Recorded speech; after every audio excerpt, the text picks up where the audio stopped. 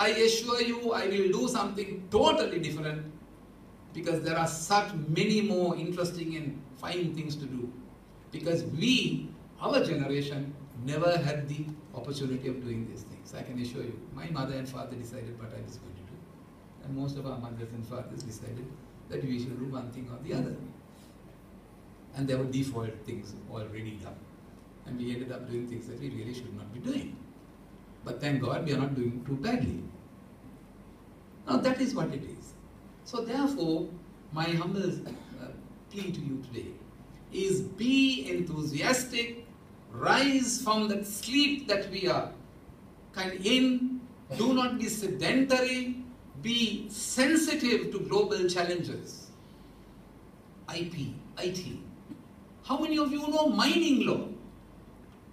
We have a mining act. How many of you who know mining law? How many of you know offshore exploration? Today we are doing offshore exploration off the Gulf of Mannar. We have to get experts to find out how to even block the seabed. We do not have people. That's the kind of thing that we are facing today. So think of these global challenges, think of these areas that you can probably exploit yourself by doing the law. And remember, not all of us don't make good advocates. It's not a question, there is no brilliance in probably coming to a court. There are lots of other people who are doing various other activities by making use of the law as a platform. Now you will soon see this year, I'm sorry, I'm just taking a few more minutes. You will soon see this year that we will see a more disciplined environment here, where you're required to put in your lectures, come to lectures, answer your questions, put them in. Now remember, make full use of that.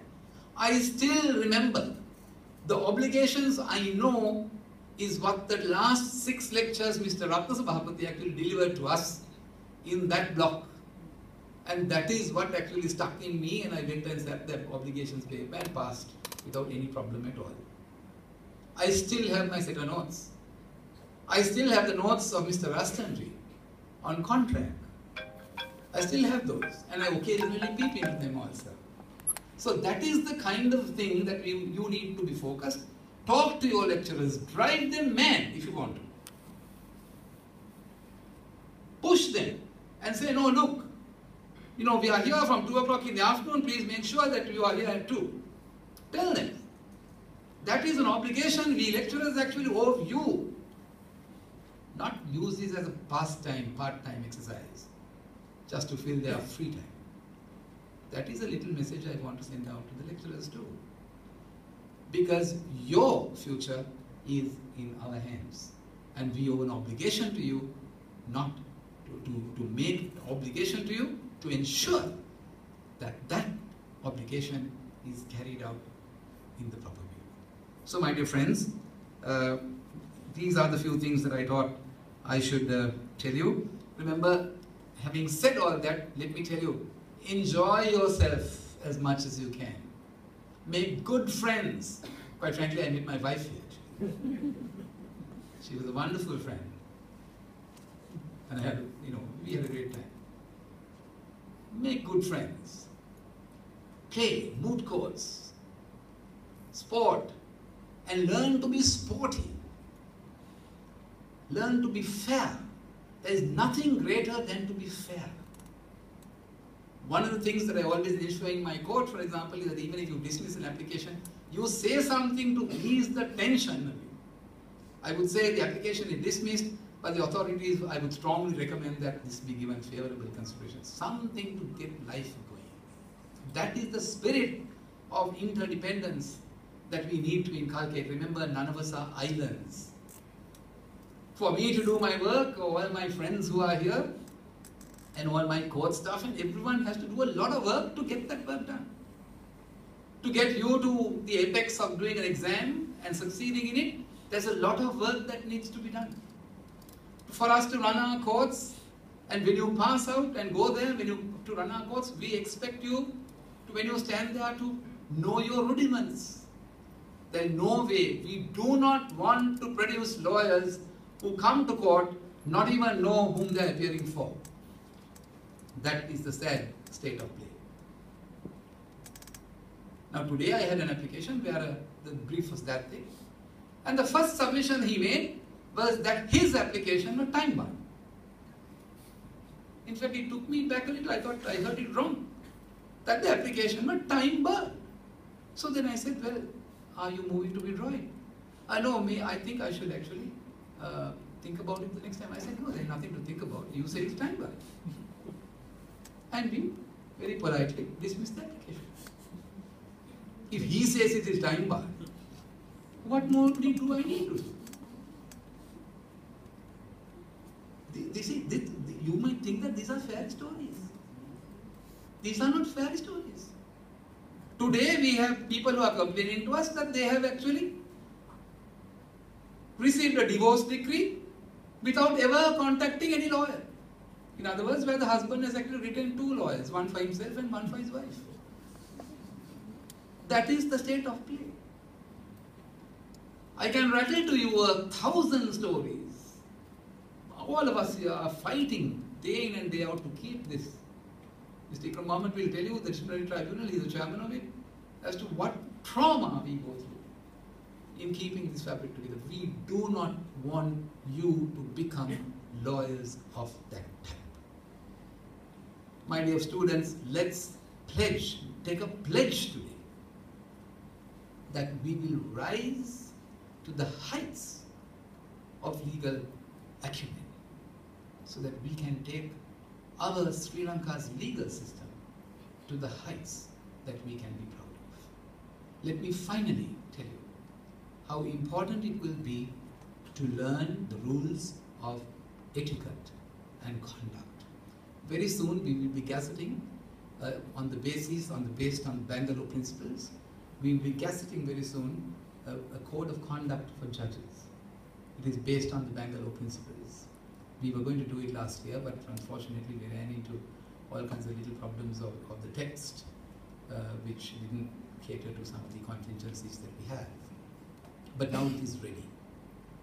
This year we have actually published a number of circulars, amongst others, one of which is the quicker disposal of cases. Next year you will see the introduction of case management, mediation, so that everybody will have a lot of work and make a lot of money in a particular orderly way. The rules of etiquette, remember that you must be first of all gentle with yourself. Calm down, bring the temperature down. Learn to be gentle with yourself. It is only then that you can be gentle with your learned friend who is opposed to you. You talk to each other gently. I can disagree. I have actually been opposed to every one of these gentlemen who are here. When we get out of that door, we have forgotten the case, everything is over, we sit and have a cup of tea. Why? Because we learn to be gentle with each other, to understand, have common humanity. That's something very important. You don't talk harshly to each other. That's why we call each other our learned friends. My learned friend. Why do we say that? You don't say Mr. Pereira or Mrs. Zibla or Maya. We don't say that. We greet each other gently, honorably, because we are an honorable profession. Remember that courtesy to your neighbor and even to your clients eventually. Remember that what has been bestowed on you on the day you take your oath will be a public trust. The persons who come to you come in the full trust that you will do your best for them. It is in that confidence that they leave their cases with you to share the great burdens that they carry when they come to our courts. So, my dear students, I think I have said enough. I'm done. Let me again congratulate you for the great effort that you have put in here. And may I take this opportunity of thanking my colleagues who are with me at the Council of Legal Education and the Board of Studies and all the lecturers who are here. I know, despite great drawbacks, we have managed to carry the flame through to a different level of things. My personal thanks to those of them who are working, and particularly her ladyship, who has given her total time to the extent that I'm not left in peace, actually, sometimes. And driven to do that and this at scheduled times. Mr. Jayathilaka, then our lecturer in English, and all our lecturers who are here, Mr. Keitha Singh, Mr. Muratna, then we have Dr. Professor Mara Singh, Jana Silva, then who are there in the corner, and all the other lecturers for the great effort you are giving us, and we are deeply grateful.